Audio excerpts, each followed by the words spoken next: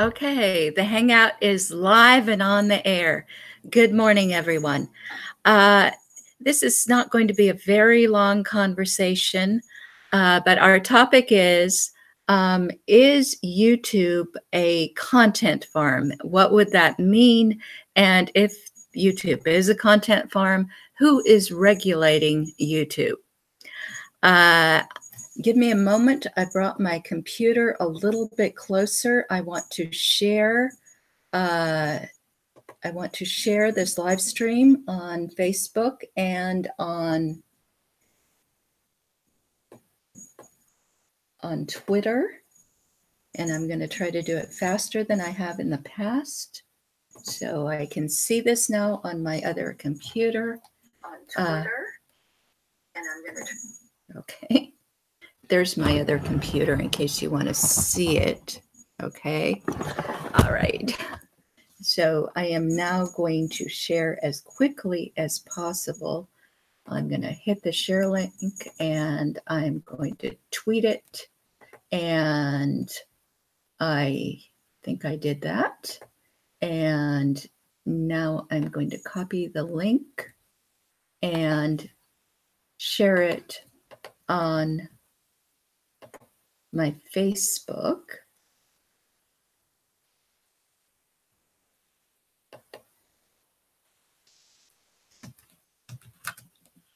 Oh, well, problem with that computer is it won't let me do that. So we are on Twitter, but not on Facebook. Okay, so here we are.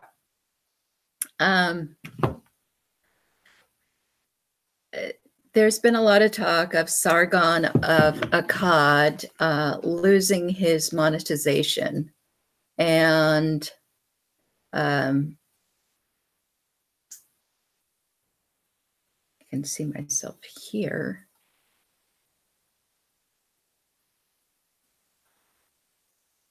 And the question is this a violation of, here, I'm on my phone too. I should be able to, and the question is and I can say hello. A violation of, here, I'm on my phone too. Very distracting, but I'm going to see if I can share that on Facebook. Here, I'm on my phone too. Very distracting, but I'm going to see if I can share that on Facebook.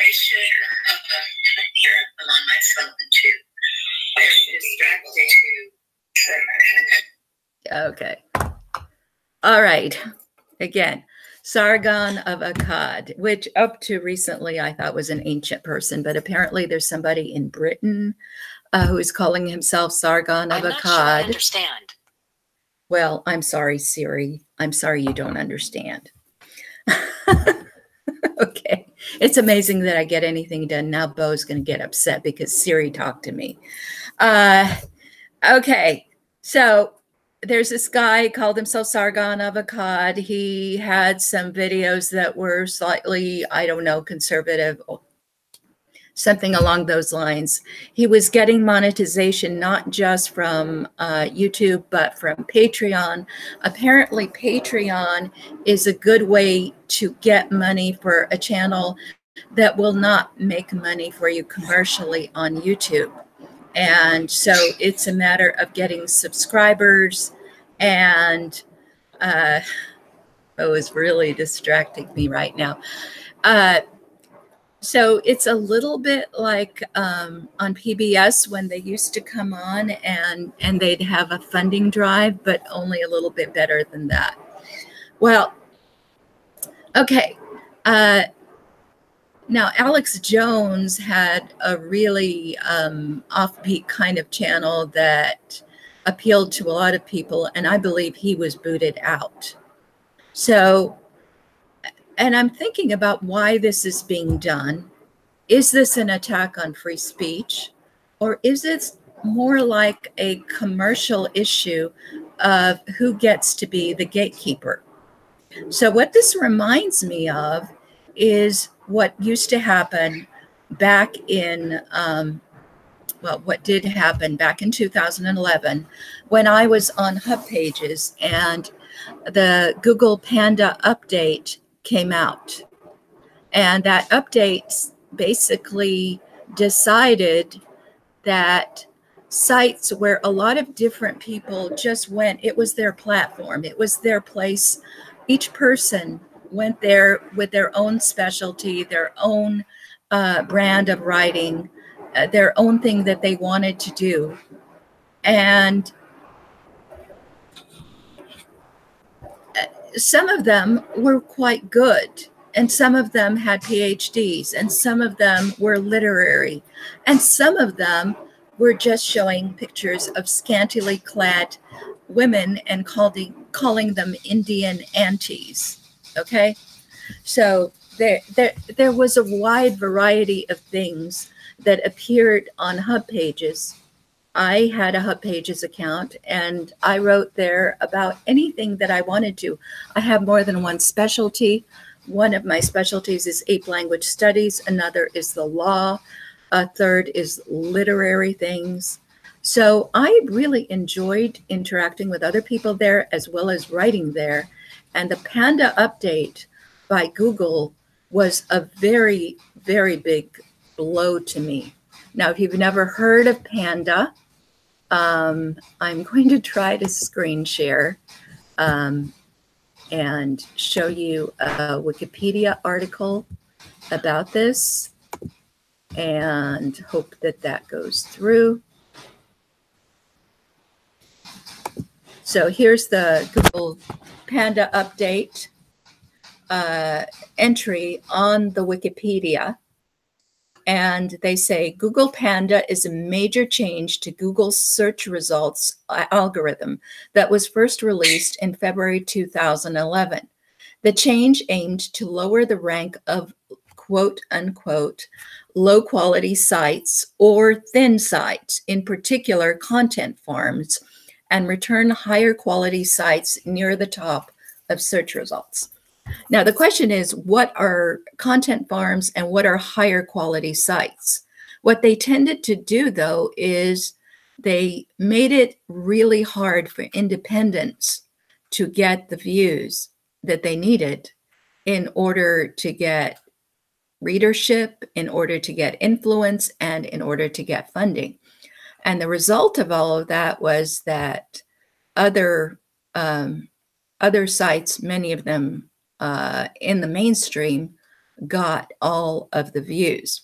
So CNET reported a surge in rankings of news websites and social networking sites, and a drop in rankings for sites containing large amounts of advertising. Okay, news websites, which is an online newspaper.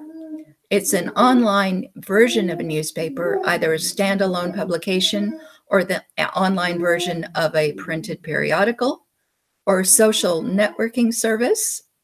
And I think you all know what those are. So suddenly you could publish something on Facebook and it would get seen more than it would be on Hub Pages. Now I'm going to share with you my Hub Pages. It's been pretty much not that much in use since 2011. And Bo doesn't want me talking about any of this, but I had a wide variety of very good articles there. This one that is in the spotlight, The Harvest Moon, an International Perspective. It actually talks about the relationship between two holidays, one Chinese, one Hebrew. And it also was a way for me to tell people about the first version or the first half of Our Lady of Kaifeng. National anthems. This is a very, you can see it's 7 years ago. National anthems. I spent weeks working on that article. It's a very good article. And just at the time of the Panda update, I think they tore it down. How to learn a foreign language, issues in second language acquisition and pedagogy, the difference between studying and learning. And this one was just a fun one about locks, Israeli locks, a lock called Rav Bariach. This one is a project bow, frequently asked questions one. I suggest you go look it up. Why is it called a lexigram when it looks like a word? This is a fun one about musical use of the concept of cod liver oil. Why prejudice is bad. Yeah, I'm against prejudice. Surprise, surprise. This is the famous one about Gary Cooper, Patricia Neal, and family values. This one was how to make a rainforest diorama. And it was when I was helping my daughter. She was still in primary school. This is a funny one, facts about Homo sapiens that you may not already know. So on and so forth, avarice versus greed, chocolate under communism. By the way, chocolate under communism, that's my first video on YouTube was created for chocolate under communism. It was about in Poland who got caught up in communism and what happened to the chocolate. And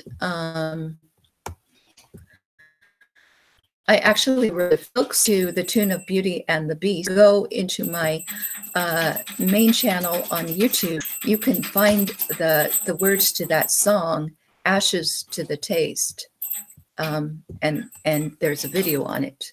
And it's to be sung to Beauty and the Beast. Since the dawn of time, it has seemed unfair that some folks are poor, some have so much more. Can't we all just share? Listen to this tale, those who long for change, tale of West and East, Ulick and his niece, who became estranged. Okay, so I had really great stuff there, and I was very happy with making money there. I even learned how to write sales hubs, and I was able to sell things on Amazon by doing reviews of them. It was a lot of fun. I met a lot of people there. I met Julia. I met many people, Daniel Carter, who is my composer for The Debt Collector. I met him there. Okay, but after the Panda update, I was encouraged to start my own websites. And here I'm going to show you Historia Obscura, which is a very serious historical site.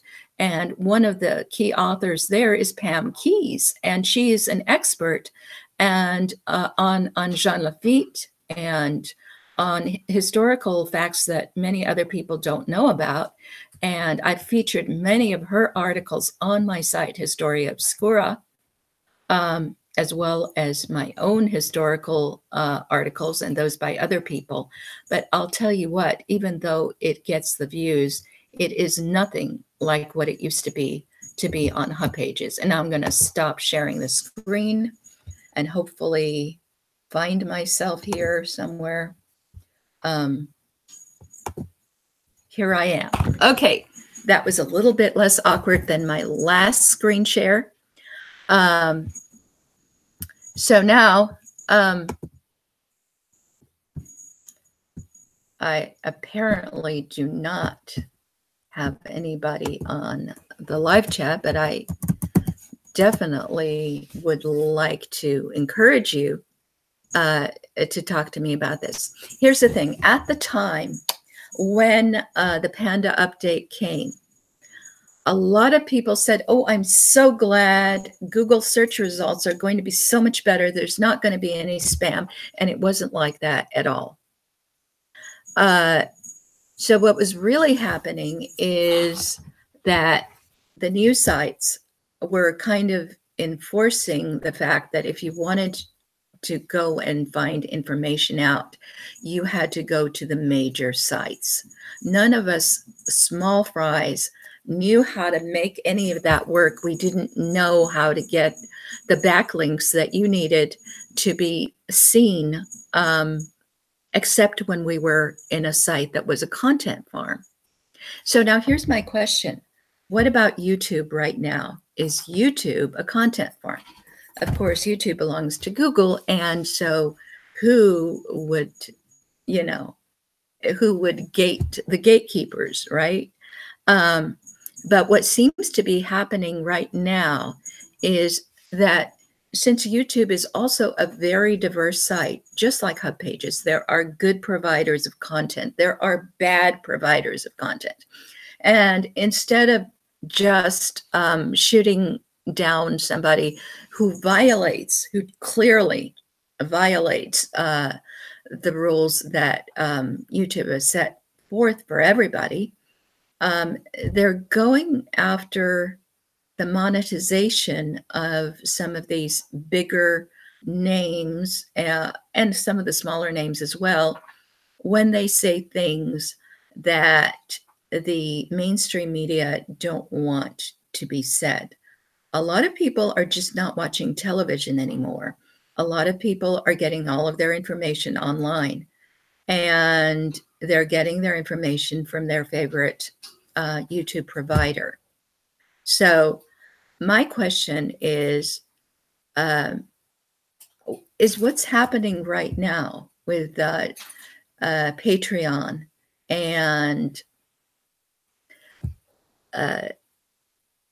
Sargon of Akkad, Alex Jones, all of these people either getting the boot or not being monetized any longer. Is this a new version of the Panda update? And isn't it because really it's not about how good the content is. It's about whether you have the right to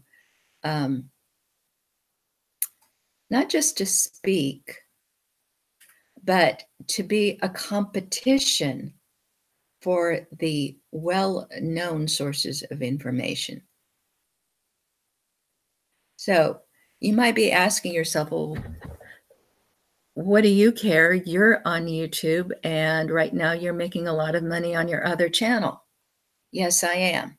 And I've been called an Indian auntie by someone on a video in which I had over 1 million views, and it's a video of Bo grooming me. Why are those the videos that are doing well? Why aren't the videos about ape language studies doing well? Well, I'll tell you why. Because those videos that YouTube is promoting under suggested content are the ones that are grooming videos. So YouTube is complicit in this, push for lower level content. And if someone has both lower level content and higher level content, they will push something that will appeal to the broadest number of people, which is fine. I support their financial right to do that. But if that's what they're doing, if that's how they're getting all the views, then I question whether they should be involved in censoring people based on their political beliefs when they are not, in fact, going against any of the rules.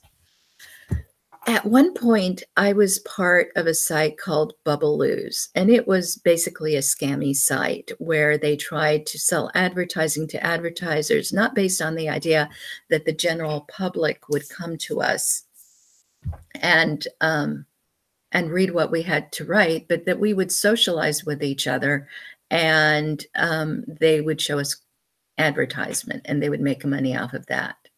After a while, they started booting people out, or they started demonetizing some of the people, and it was always under